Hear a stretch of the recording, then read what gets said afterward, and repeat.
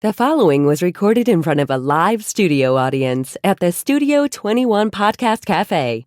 This is the United Podcast Network. The following program is closed captioned for the thinking impaired. By tomorrow, I will rule the world! You think he's gone? He's not gone. That's the whole point. He's never gone. Is this some radical new therapy? You see? Well, I must have not been paying attention when you were just talking to me. Do you think that you could repeat the question? And I listened more attentively. There must have been something in all of that nothing that wasn't quite so easy to see. I always forget Twitter, too. I always forget Twitter, too. I'm not a tweeter. I always forget. My Twitter followers are really jumping, too, lately. Oh.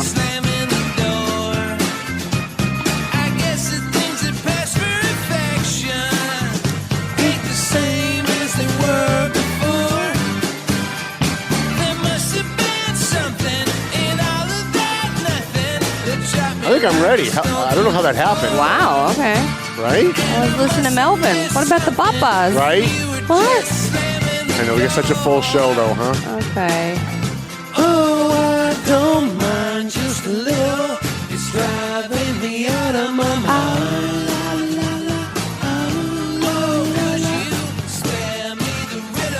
All right. Papa pause, then we got to start. Okay. Just for my Chrissy. Yay.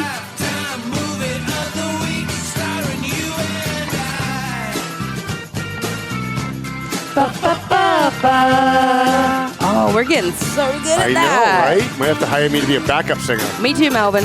All right. Hi, how you guys doing? My name's Tom Duggan here at the Paying Attention Podcast. Hi atop Two Guys Smoke Shop at the Studio 21 Podcast Cafe. Got a very busy show for you today. A lot going on. Before we start, I want to do a couple of shout-outs. Want to thank Bobby Sheehan at Sheehan's Towing, Sheehan's Service Station. There's literally one person on the planet who's allowed to touch my car, and that's Bobby Sheehan and the people who work for him. And I had my back window went down the other day, and it was raining. And I have a couple of pillows in my car that I use. I had to stick the pillow in the back door when I parked at night because I wasn't going to bring it to a shop at like 2 in the morning. Yeah. So the next day I went into Sheehan's Towing and I pulled it in, and his guys came out, and in 5 minutes they had it fixed. And I'm like, how much? And he's like, don't worry about it. Aww. Right? And anytime I have ever called Bobby for anything, he gives money for our scholarships when we run our charity bash, which we're going to be having a bash committee meeting next week. So those of you on the committee who've been bugging me, when are we having a meeting? It's next week. It looks like we are going to have a bash in March. We're going to be looking for, we're trying to get a date solidified. We're looking for the third Friday in March, but we don't know if we're going to be able to get that. Also, a Valley Patriot event. We do this every year for Halloween. We go to Wally's in Hampton. I think it's in Hampton. Is it Seabrook? I think it's in Hampton. We go to Wally's for the Prospect Hill Halloween show. Ooh. And that's always a lot of fun because they let me come backstage and hang out with them. Oh, cool. And then I can come like out on stage with my camera and take pictures of them while they're playing. So if you look back at last year's photos, some of those photos look like when I was a kid, we used to get like magazines like Rolling Stone and stuff. Yeah. And we'd see all those great like concert pictures. Like, wow, what a great picture that is. I've got pictures that are better than that of these guys playing. It's really awesome. And it's not because I'm a great photographer. It's because they gave me access. So if you are a reader of the Valley Patriot, an advertiser, if you work for us, if you volunteer for us, if you help us with any of the things that we do, like the Bash or TMF or anything else, you are welcome to come. It's going to be a Valley Patriot event, and I'm getting a hotel room that night because I ain't driving home because I don't drink.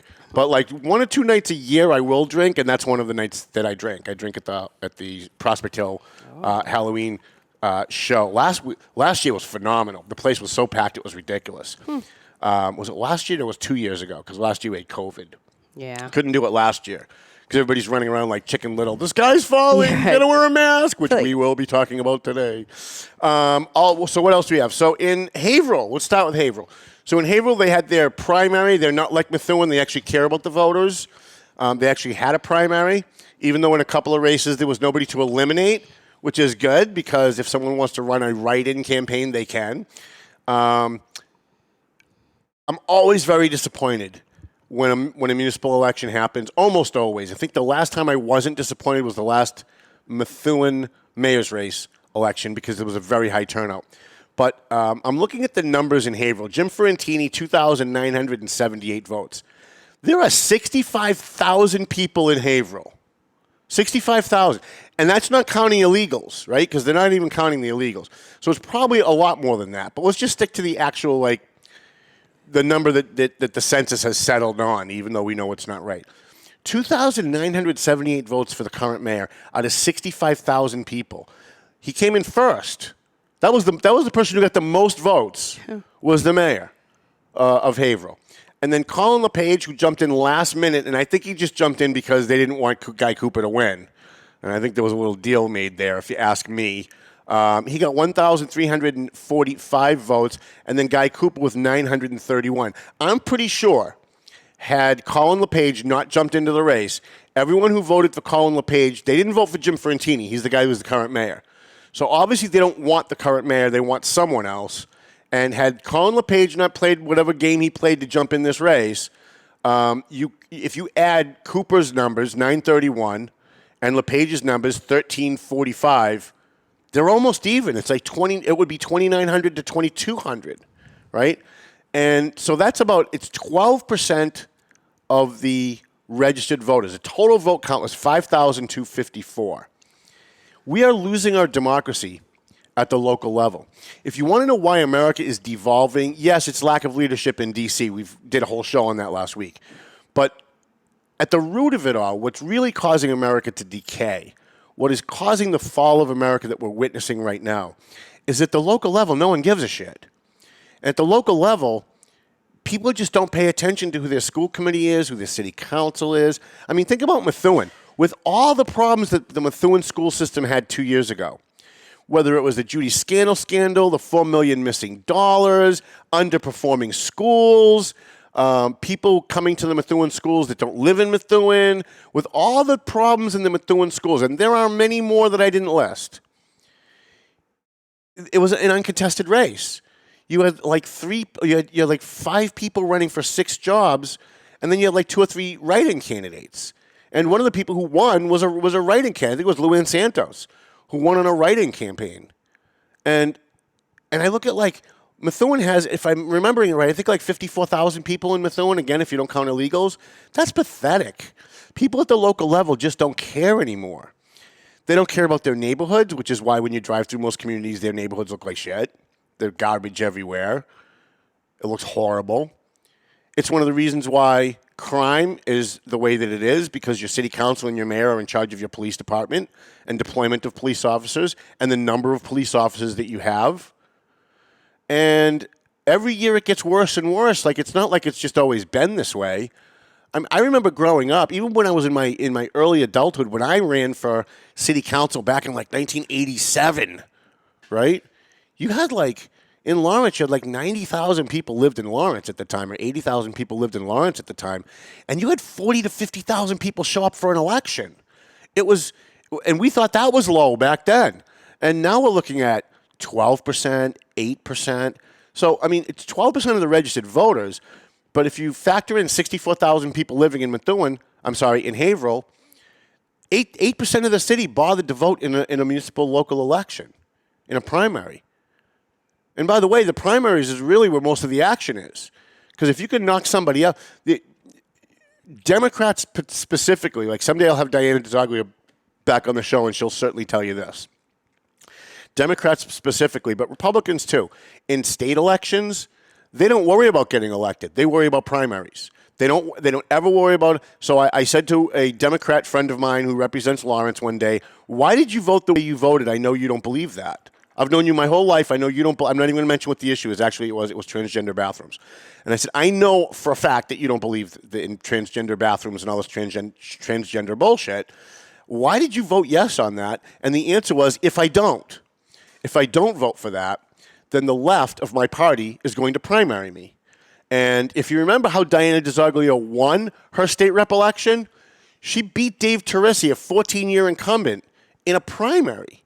She never would have beat him in a final if she ran as an independent or a Republican. But she ran as a Democrat in a primary, and she went door to door, and she beat a 14-year incumbent. Most elected officials understand that the only way, for the most part, they can lose power is in a primary, which I would venture to say is the reason why Methuen cancels their primaries, because it's the Incumbent Protection Act. They want to make sure. They want to put as many roadblocks as they can to them losing power. And it's not the people who are elected now. It was the people who enacted this back, 8-10 years ago when they changed their charter. But it's always the same groups of people kind of supporting and putting up candidates anyway. It's always the same 2 or 3 power groups in any community that kind of controls, who they recruit to run, who the money people support, and I know I've gone on a rant a number of times about Methuen. They've got to get their act together in Methuen. You guys have to do it. You've had 2 years. I made this. This was a campaign issue 2 years ago during all the debates. Not one person's made it an issue in the last 2 years. I get it, COVID and emergencies and funding and all of that stuff. But, now's the time to start stepping up. And I'm going to put it back on DJ Beauregard because he's one of the new guys. I expect guys like DJ to pick up the mantle on this and do something about it and say, look, we've got to change our charter. We have to have open primaries. I don't care if there's nobody on the ballot. That's even better. Because then the person who gets the 2 people who get the most write-ins will go on to the final, and the insiders have less of a chance of controlling who those people are. What else do we have here? Elections in Lawrence. Lawrence didn't have their primary this week. They're having their primary next week.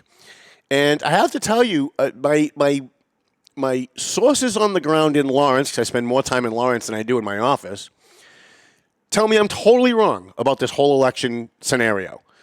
I said last week and the week before that it's anybody's game, that all 4 of these candidates have a shot, and I wouldn't be surprised if Willie Lantigua came in first or Willie Lantigua came in last, because that's how close it is. My friends on the ground in Lawrence tell me I'm totally off on this. And regardless of who they're backing, they're all kind of saying the same thing.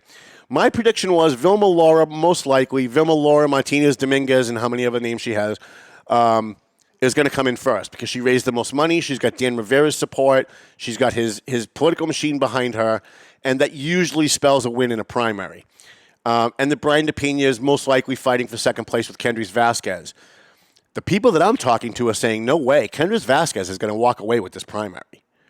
And I don't know how that could be possible, but they live it. They're in Lawrence, even though I'm in Lawrence every day, but they live it. They live in Lawrence, and they talk to people every single day that I don't talk to. They talk to their neighbors who are voters. They talk to the cops and the firefighters and the EMTs. And even though I kind of talk to them, usually I'm talking to them about other things. I'm not talking about election stuff. So the conventional wisdom out of Lawrence is Kendrys Vasquez is going to walk away with this on Tuesday, and it's going to be Brian in second place. And quite frankly, I wasn't going to endorse anybody in this race because I wanted them all to come on and do a debate. I wanted them all to come on the show. I wanted them all to buy ads in the paper. And only one of them has done all of that, and that's Brian DePena, and he's my friend. And for those of you in Methuen who don't understand friendship in politics, pay attention. Brian DePena has been my friend for a long time. I'm not going to say he's as good a friend as Marcos Devers, who's like one of my very best friends in the world. And let me tell you why, real quickly. Let's get off the off-ramp for a second. And it's because Marcos Devers understands what friendship means. And he has never once walked away from me, no matter how much crap he got for being my friend, for coming on my radio show, for being in my paper, for buying ads. He doesn't turn on his friends. He's a very loyal person, something in Methuen politics I don't think anybody at all, I don't think there's even one, maybe one, there's always an exception, I guess, in Methuen politics. And Brian's been a friend. He donates money for our scholarships every year and then says, I don't want to be thanked, I don't want to see my name in the paper, so we don't. We don't put his name in the paper. We don't thank him at the microphone because he asks us not to. Whenever TMF is short food, I can call Brian DePina at 7 o'clock on a Wednesday night and say one of the people that was supposed to show up with food didn't, and he will send over 20 pizzas from whatever the local pizza place is, and sometimes he brings it himself, and then says, I don't want to see this on Facebook. Brian DePina, if he were to win the Lawrence mayor's race, I think he would be an exceptional mayor. The only complaint that I hear from people about Brian, I've never once heard anybody say they don't like him. Even people that are campaigning for other people say, I really like Brian. He's a nice guy. He's a good guy. And his heart's in the right place. I've never heard any politician running against him attack him personally because there really isn't much to attack. And I've never heard anybody say that he's not up for the job, right? The people who are campaigning against Brian are just saying that their candidate's better, and that's their opinion, and that's fine. I like Brian DePina as a human being, and I think he'd be a great mayor. And I'm going to support Brian DePina for mayor. I'm going to support him. He has supported me. He has supported the city. He has supported our charity events. He's not one of those people that shows up at election time to get his name in the paper or get a post on Facebook and then disappears for the next 2 years until it's another election time. I don't want to mention Barry Feingold, but we know a lot of politicians in the Lawrence area that do that. Like, you literally don't hear from them. Every time I run into Barry Feingold, you know what I know for sure? It's an election. We're a month out of an election when I see Barry. Or it's like some big thing like the Pichardo funeral this week. I think he was there. But, of course, he was there. All the politicians were there. We're going to talk about that in a second.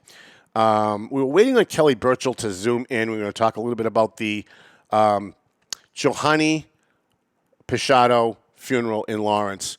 First of all, I didn't go. And even though I'm like the veteran guy, right? We have the Valley Patriots on the streets, and our headline on the front page, local vets get Purple Hearts. Two of our very good friends, Donnie Jarvis and Dan Contnor, both got a Purple Heart 18 years after they did what they did in Iraq and Afghanistan. They should have got it back then, but they didn't.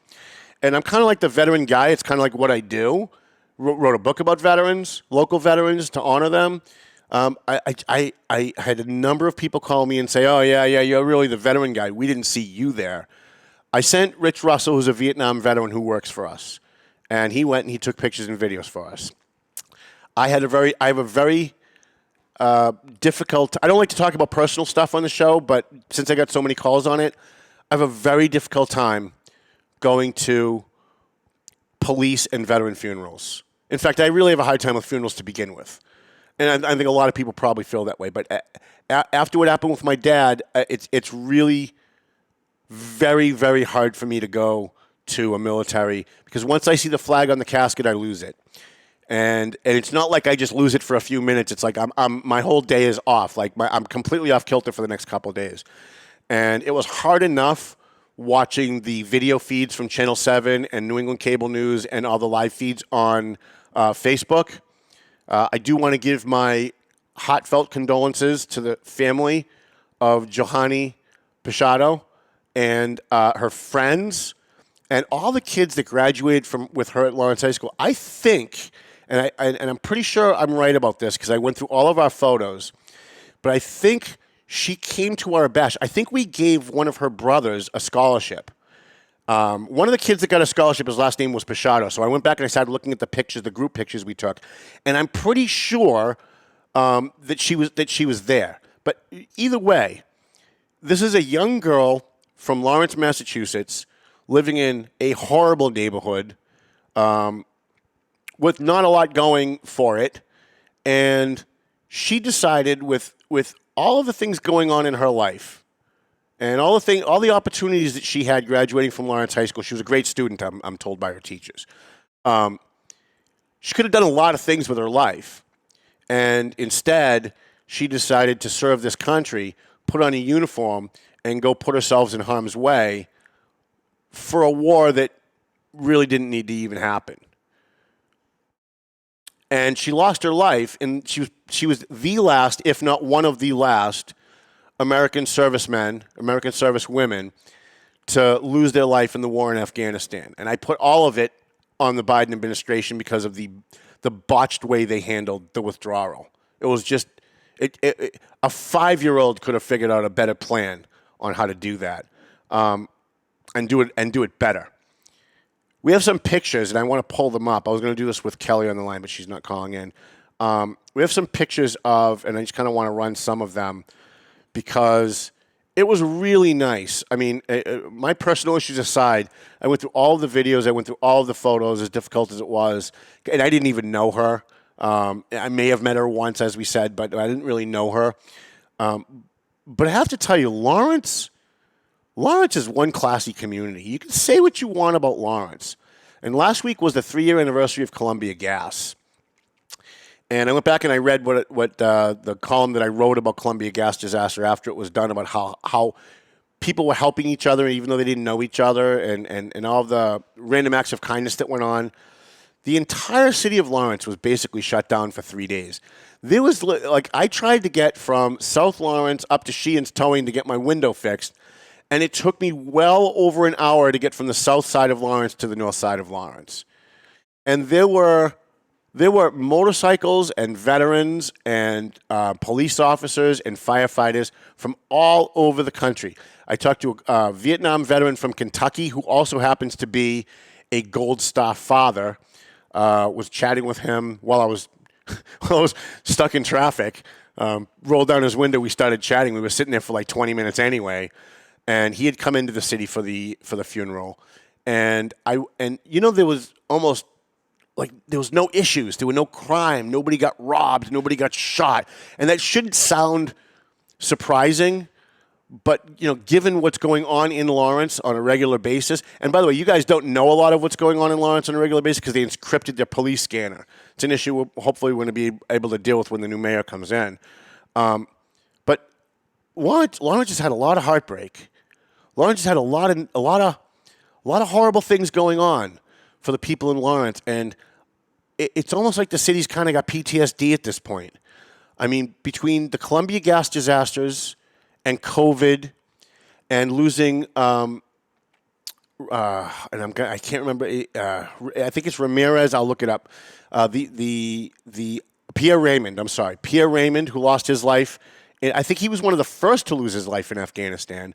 So think about that. Lawrence lost one of the first in Afghanistan and lost one of the last in Afghanistan.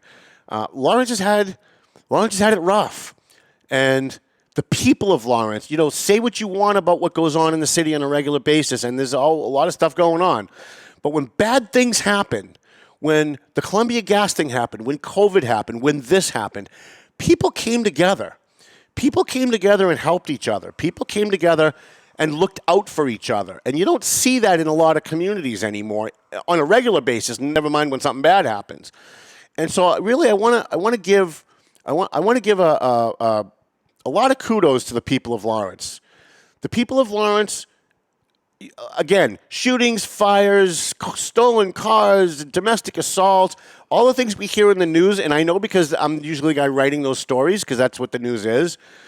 But at the heart of all of that, there is a population in Lawrence, a vast majority of people in Lawrence, who are not killers. They're not stealing cars. They're not breaking into homes. They're not beating their girlfriends.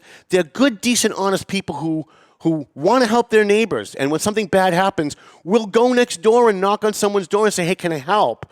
And I think one of the things that we can glean from the last 3 days of this Pichardo funeral is that we got to see that again. We got to see again after we saw it in Columbia Gas and we saw it again in COVID. We got to see again people in Lawrence coming out to give their hearts to the Pichardo family. I saw several people stopping and thanking some of the veterans that were holding signs. Lawrence kids walking across the bridge, going over saying, hey, thank you for your service. And these are not the stories that you usually hear in the news. Now, I'm partially responsible for that. The Eagle Tribune's partially responsible for that because we tend to gravitate toward what's negative, right? A shooting happens, we want to cover it. Someone does something nice, it generally doesn't make the front page.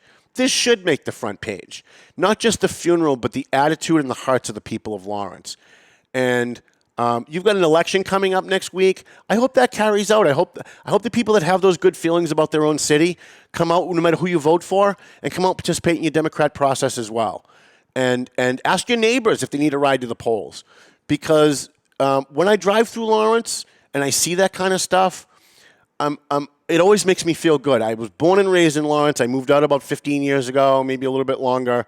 But like I said, I'm in Lawrence every day. But usually I'm in Lawrence because I'm looking at the bad stuff. I'm at a shooting. I'm at a fire. I'm in a car accident where some kid died. Kudos to the city of Lawrence. Seriously. One thing that did bother me, and I don't want it to overshadow all the other stuff. But one thing that bothered me, and it always bothers me whenever something like this happens, is the goddamn politicians. You know, and I only know because I was the family, when my father was murdered, I was the family sitting there at the funeral when politicians had to get up and grandstand. And it pissed me off, and it hurt me, and it hurt my family. And I watched it happen again yesterday at the Veterans Memorial Stadium in Lawrence. Congress people, look, I love Lori Jahan, nice lady. I get along extremely well with a lot of the other politicians. But, you know, when something like this happens, would it be too much to ask our politicians, especially the mayor, especially the governor, my friend Charlie Baker, would it be too much to ask you guys just for once to step back and not take a microphone? Would it be too much to ask that you give your time at the microphone to a kid that graduated in ROTC with Johanny Rosario Pichardo? Would that be too much? Really, like just once when something like this happens, that you not glom for the cameras, that you not try and say something pithy or insightful to get your name in the paper the next day and be quoted? You know, like, I get it. You're a politician and you need to be at these things because then everybody will say, well, how come he wasn't there, right? I get that. But you don't need to be at the microphone. I saw the politicians that spoke. And I love Charlie Baker to death, and I like a lot of these people personally. But I've got to tell you, nobody, and I mean nobody, not the family, not the friends, not the coworkers, not the fellow veterans of Johanny Pichardo, wanted to hear one politician and what they had to say. Not one. The only people who want to hear what the politicians have to say are the other politicians, and that's it. And it would just be really nice, having been the guy sitting there as the family member, watching politicians get up and speak. You know, at one point, like I'm at my dad, because this is one of the reasons I don't go to these funerals, because it brings me back, right? Like it was yesterday. I remember a certain politician whose name I won't mention getting up and speaking when my father got killed. And I sat there thinking, my father hated that fucking guy. If my father knew that guy was up there speaking on his behalf, he'd be rolling over in his grave, because you can't say that, right? You don't want to seem ungrateful. You're the family. There's a certain decorum. There's a certain protocol. So I'm sure the family wasn't going to say anything. But I bet you, if you asked the family of Johanny Pichardo what they thought of the governor and the mayor and a congressman taking the microphone at their wake, at their funeral, at the funeral of their family member, I'd almost guarantee you 100% that they would rather have people who knew her and knew her well get up and talk about what kind of a person she was, rather than politicians getting up who didn't know her talking about what kind of a person she was. Because they say the same thing at every funeral, right? Whether it's a cop, a firefighter. Thank you, sir. Whether it's a cop, a firefighter, or a member of our armed services, they all say the same thing. They were brave. They sacrificed their life for the country. It's almost like a pre-written speech, and nobody needs it. I don't want to hear it. The families don't want to hear it. Certainly the public doesn't want to hear it. And that's my only problem with what happened. And I don't want to be a gloomy Gus. I think it was a tremendous, tremendous show of support. Veterans from all over the country coming to the city of Lawrence. It was fantastic. And there were some issues with some veterans that couldn't get in because they were part of the motorcycle group. And I was hoping Kelly would zoom in to talk about that. But for the most part, you know, you've got a police chief in Lawrence whose son is a Marine right now. And Jay Cirillo, who I think was named in one of Debo's videos, this is a guy that like sponsors the veteran road race and runs like a 5K road race every year to help out veterans. I don't think, and even like, and I hate to say anything good about Kendrys Vasquez these days, but I know Kendrys got blamed for some of it, and I made some phone calls. And as much as I don't like Kendrys Vasquez, I've got to defend the kid. He had nothing to do with it. He had nothing to do with where anybody was stationed or where anybody was cordoned or who was allowed in or who wasn't allowed in. 11 minutes? Is that what you... Oh, she's here. Okay. She is Let's pull here. Kelly up because it was good timing, I guess. Maybe she was Yeah. watching live. She knew. From New England Veterans Liberty House, Kelly Birchall is on the line. And let's let her. Before you talk about the other stuff, can you give us a couple of minutes about how great yesterday was and how great the last couple of days was? It's been amazing. Let me just refresh that. Tom, it's Kelly from International Veterans Care Services. Oh, I Googled it and it told me Liberty House. Okay. That was JT's organization. I see. So now I have my own, which is Okay. International Veterans Care Services. Fair enough. I'll start off with saying, beautiful day. We had an enormous amount of people come out and show love and respect for the city of Lawrence, as well as Sergeant Johanny Rosario Pichardo and her family. You're not going to say it like you're not going to say it like Debo Pichardo. Like I think he thinks he's Spanish now. Well, that's the Spanish accent with Debo. I don't have that. I'm sorry. Yeah. I'm Italian and Irish. Debo's not That Spanish. accent. Who's he kidding? Yes, he is. He's half Puerto Rican, half black. Is he? All right, Yes. we'll give him half credit. How's that? So I just wanted to go over with you. A lot of people were involved. I had a meeting today with some people, and we kind of got down to the bottom of what happened. Mm-hmm. And I'm going to be 100% honest with you. It was lack of communication, and nothing was set up to expect that many people that came. Right. So I think that's where somebody dropped the ball. The pointing fingers and the blame game, we're not going to continue doing that. What we're going to do is what happened Tuesday, we want never to happen again. So this time, I hope it never happens again. But going forward, I think there should be a committee. That's what I suggested today. God forbid if this does happen again, maybe we can have a committee that can work together to make sure what happened to our veterans that were on the bridge will never happen again. So just give us tell people at home what happened on the bridge. So let me start by the beginning of the day.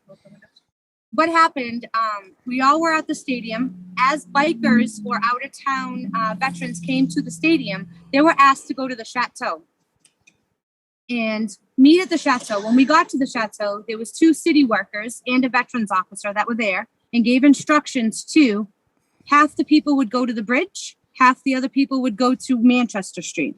So that's what we set up. We set up Manchester Street and we set up the bridge. Deeble took a certain part with one of the city workers to Manchester Street. I wouldn't say elderly because some of them were mid-aged people, but we had said if you need bathrooms or, anything, we had the Claddagh that was open for the bathrooms, beverages, and meals. Thank you, Brian, for that also.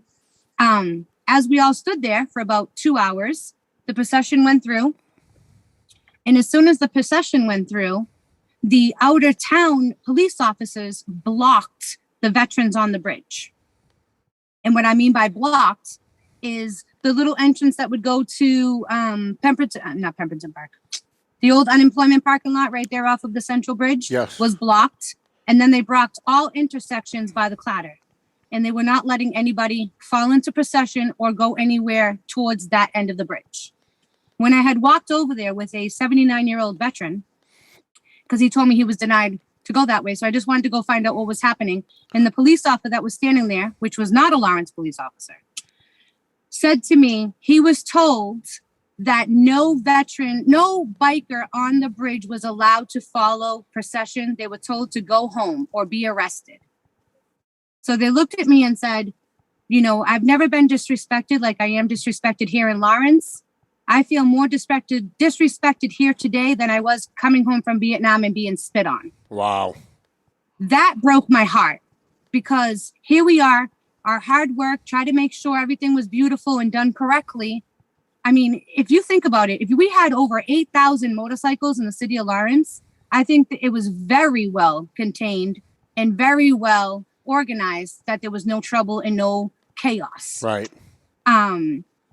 The plan was at the chateau, and we have it on video, that everybody was to allow the procession to go through with the news and the newspapers and the cameras. Once that was done, they can follow into place, go to the Manchester procession, the line, and they were to park in the parking lot or into the flea market parking lot with the fruteria and walk up to the cemetery. We had this all planned out. Everything was beautifully done. 12:30, we had the meeting. Everything was set. what happened from there, nobody wants to say who or what, and who made that decision. But our own opinions are, as a city and as everybody was together, this should have been well organized before. And if somebody wanted to close down the bridge, a simple phone call could have been made. Right. But instead, we had outside veterans on motorcycles that drove from all over. We had Ohio, West Virginia, Texas, New York, Florida, South Carolina, North Carolina. They were told to go home or be arrested. And I'm speechless. Yep. I don't understand the threatening to arrest a veteran. I don't get that part. Right. And I can't understand a police officer that would do that. Shame on that police officer that did that. But I did talk to some people with the city of Lawrence who said this morning that there were two people in the Kendrick administration who were coordinating this, and they told the police chief, and the police chief told the people that were organizing it that if you want to be on the bridge, you can be on the bridge, but if you're on the bridge, you're not going to be allowed into the procession, and that at no time was there ever going to be the bikes in the procession because it would have just shut the entire city down. Like you said, there's 8,000 motorcycles in the city. And and by the way, it was quite a sight to see. I mean, I watched some of it, and it was pretty amazing to see. It was beautiful. Every street, every single street was lined with either veterans or just citizens with flags and signs that said thank you or whatever. It was pretty amazing. But going forward, though, I think I like your idea about having a committee, because God forbid a firefighter dies in Lawrence tomorrow, we're going to have to do this again, right? Exactly. And it's not beyond the realm of possibility that could happen, God forbid.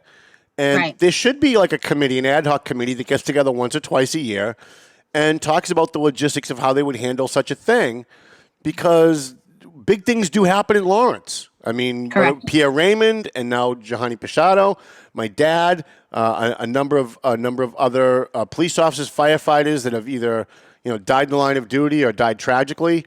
And I think it would be a good thing for the city of Lawrence, the city councilors or the mayor or somebody to form an ad hoc committee so that, this is something that there won't be glitches when it comes down. I talked to a bunch of police officers this morning, as they said, as far as they were concerned, they thought that the whole thing went off without a hitch. Because nobody really knows what happened at the bridge. Right. And from my meeting today with some police officers and city officials, what I was told is when they realized how many bikes were there, they decided to change plans. And whoever was on the bridge was not allowed to go. But to be honest with you, Tom, if that was said to us from the beginning, we would have never lined the bridge with that many veterans. Right. Yeah. Somebody should have told you guys that from the beginning. Because when I looked at the pictures of the stands at the stadium, I was a little unhappy at all the empty seats. And I couldn't figure out why, with all of those people. I mean, the whole city was literally shut down. I couldn't figure out why you didn't have the stands on both sides. The opposite side stands were completely empty. The stadium side was about maybe half full, maybe a little bit more than half full. But I expected to see an entire full stadium with all of those people. And then we found out later on that a lot of them weren't allowed in. Correct. Yeah. Correct. So do you agree with me? We have to go because we got 2 minutes left. But do you agree with me? I don't know if you saw the earlier part of the show. Yeah, I was watching. I was trying to get in. I'm sorry. That's okay. Get in for some reason. Do you agree that when these things happen, politicians of every stripe at every level, they need to be there, but they also need to step back? They shouldn't be 100%. At the microphone. They should not be at the microphone. You agree with that? Okay, so I'm not 100%. So I'm not. Tom, before you go, I will say that check your inbox at a later point in time. I did inbox you exactly the plans. What the plan was that was told to the bikers that were before they left the chateau. And also very important to know is that every one of those bikers that participated and came to pay their respects to their fallen sister, by following the directions that I sent to you in your personal inbox, Tom, they were not only not allowed to attend the stadium services, but they were also then not allowed to attend the cemetery services. So shame on everybody involved. For me, as far as I'm concerned, not doing anything is just as guilty as the guy who made that call. And we know who made that call because I sent you the video that was recorded live. All right. Excellent. So, listen, why don't you give a free plug, Kelly, to your organization, and if you want to help veterans in Lawrence, how they can contact you. So you can reach me. It's International Veterans Care Services. The number you can reach me at is 978-609-7239. And we also have a website. It's ivcs24.org. We're open 8 to 4, Monday through Friday. If anybody needs assistance, my cell phone is on 24 hours a day. And we also help any veteran or veteran family in the Merrimack Valley area. All right. Thank you very much, Kelly Birchall and Debo Brown. Somehow snuck in onto my show, but that's all right, I guess. I hate to talk about anything negative when something like this happens, right? Because it really needs to be about Johanny Pichardo. Or as Debo says, Johanny Rosario Pichardo. And it should be, but I also think that sometimes we need to call out the politicians. They need to step back. And if there are any glitches, if there are, people that aren't allowed in for whatever reason, I think those things just need to be addressed for next time, that's all. I want to reiterate one more time as we're ending the show how incredibly moving it was and how incredibly fitting it was for a young girl from Lawrence who went through Lawrence High School. I'm almost positive she was in the ROTC program and went off to Afghanistan and was one of the last people to lose their lives in a needless war. But she didn't die for nothing. She died because she cared about our country. She died because she was willing to put on a uniform and go risk her life for our country. And for that, we are eternally grateful. I want to thank our sponsors. By the way, JG's, I'm drinking my strawberry frap today. I stopped at JG's on my way up. I want to say hi to the Jafrida brothers, especially Robert. I'd never met Robert, and he looked so much like his brother Rich. I poked my head in the window and said, "Hey, he works," because he was like working on one of the machines, and he turned around and I realized it wasn't Rich. And I went, "Oh, I guess Rich really doesn't work." But Robert does work. He was there today, so I want to say hi to them. All my buddies over at JG's, they're really incredible people. They do a lot for the community. And the ice cream there was really good too. It was inexpensive. I thought I was going to be spending a lot more money than I did. Who else do we have? McLennan Real Estate, Century 21. We want to thank them. AFC Urgent Care, Marseille & Son Construction, EIS Gun Training and Investigation Services. Borelli's Deli, going to get my tortellini right after the show. Yum. Tomo and Happy Crab. We were at Happy Crab Thursday night. Had the lobster tails. They were great. Yum. Clear Path for Veterans New England.